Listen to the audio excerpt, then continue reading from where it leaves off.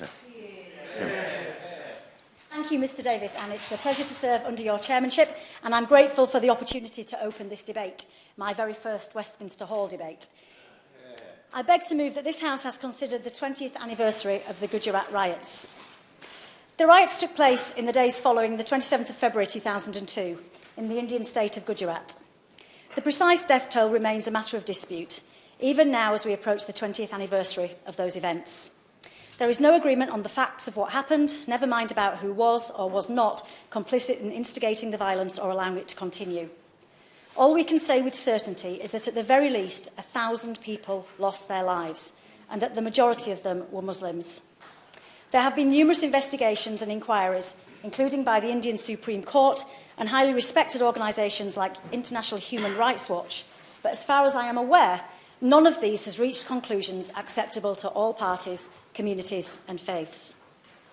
It is not my role here in the British Parliament, very distant in both time and location from those horrific occurrences, to pass judgment. I wouldn't be able to do so even if I wanted to. What I can do, and what I very much do want to do, is to consider the legacy of what happened from the point of view of the families of those who lost their lives or were seriously injured.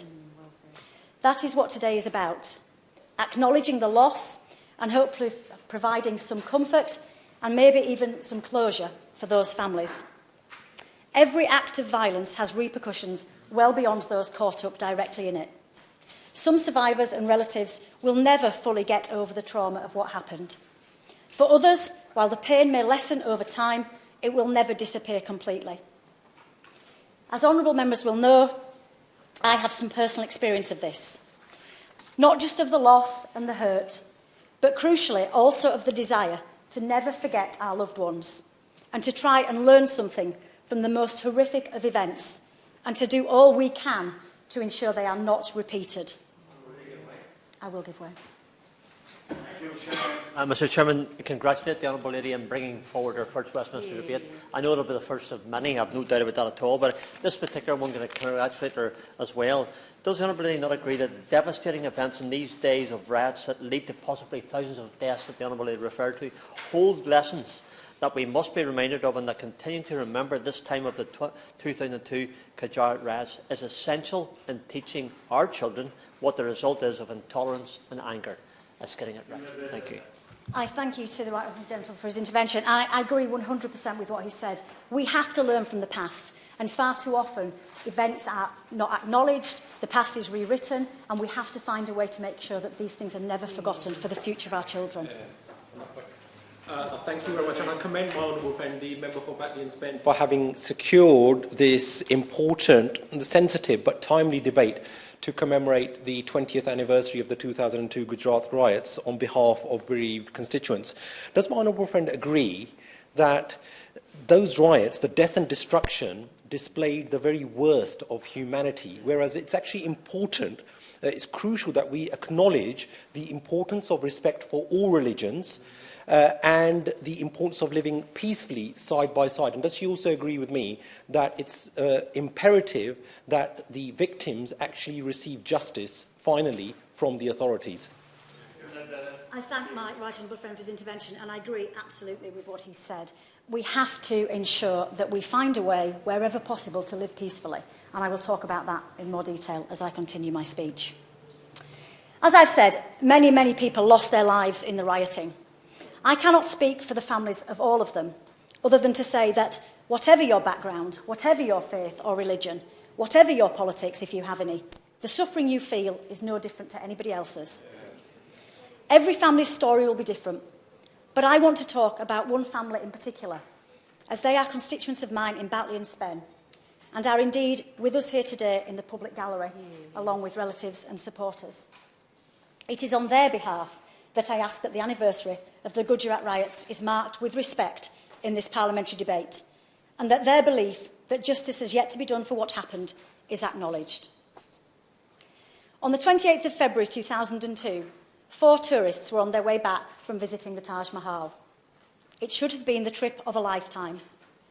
Their names were Sakil and Saeed Dawood, their 18-year-old nephew Imran, and their childhood friend Mohammed Aswat. Not long after they crossed the state border into Gujarat, their jeep was stopped at a roadblock. A mob encircled the vehicle, demanding to know their religion. They replied that they were Muslim and that they were British citizens on holiday. In the violence that followed, Sakil, Saeed, Mohammed and their driver were all killed. Miraculously, although Imran Dawood was left for dead, he survived and he is with us today. It is only through his testimony that we know the circumstances of what happened. He remembers Saeed and Sakil pleading for their lives to be spared. And it is his fight for justice that brings the international campaign for proper recognition of what happened to my constituency of Batley and Spen. Nothing that is said or done today can bring Sakil, Saeed or Mohammed back. But that doesn't mean that nothing can be done to provide some comfort to the Dawood family. And after 20 years, possibly even some sense of being able to move forward with their lives. It causes them enormous hurt that the remains of their 3 young men have never been returned to them. So I'd ask the Minister to investigate with the Indian authorities whether the repatriation of the remains is possible, and if so, that it should happen as soon as practicable. They have also asked about the possibility of an inquest being conducted in this country, a request that I have passed on to the coroner. And I have given the Minister notice of my own request that any so far unpublished report into the rioting carried out on behalf of the British High Commission or the government at the time be made public. I know how sensitive and emotive this subject is, but at the heart of this debate is a family who are grieving. And I know it means a huge amount to them that we are able to be here today, not just to mark the occasion of the anniversary, but to also reflect on the issues surrounding it more generally. The Dawood family tell me that recent reports of renewed anti-Muslim violence only make it harder for them to move on with confidence that the terrible events of 2002 could never happen again. I will. Sincerely for bringing this debate on this issue, which so tragically impacted the Dawood family, some of whom live in my constituency.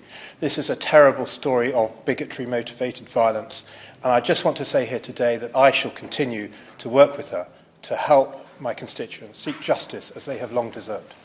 I thank the right honourable gentleman for his intervention and for meeting with me earlier to discuss these events. Once again, let me make it clear that I am not seeking to make a judgment from afar. And undoubtedly, intercommunal violence is sadly not unique to India.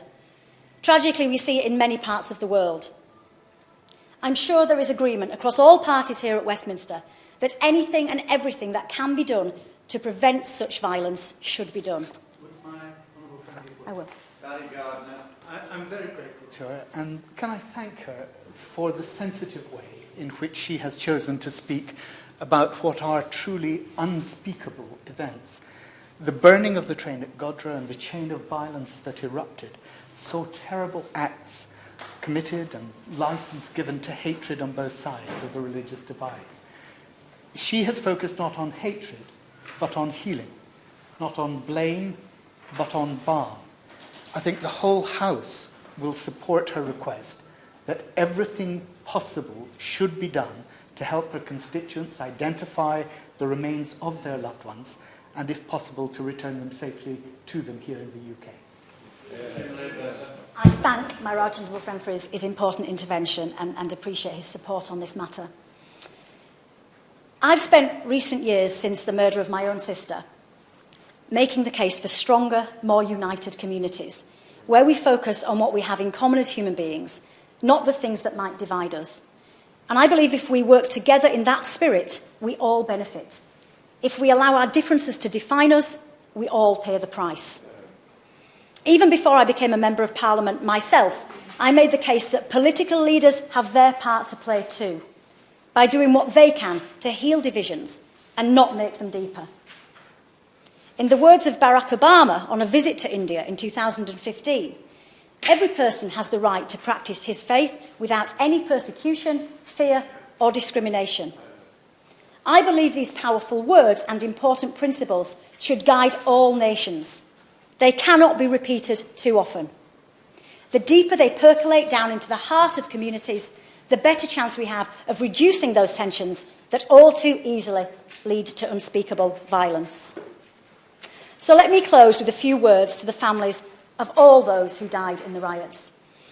If the best wishes of a humble backbencher in a faraway parliament can bring any comfort, then I send you mine. When you're grieving a lost one, all the political arguments, accusations and counter-accusations rarely count for much. Every victim is somebody's son or daughter, somebody's brother or sister, father or mother, friend or neighbour. They are never just a statistic. They are human beings whose lives were brutally cut short when they shouldn't have been. So it is right that we remember them here today, and I thank honourable members for joining me in doing just that. This House has considered the 20th anniversary of the 2002 Gujarat riots, and can I give my condolences to the family as well. I would normally be calling the Minister straight away. I should give her about 15 minutes.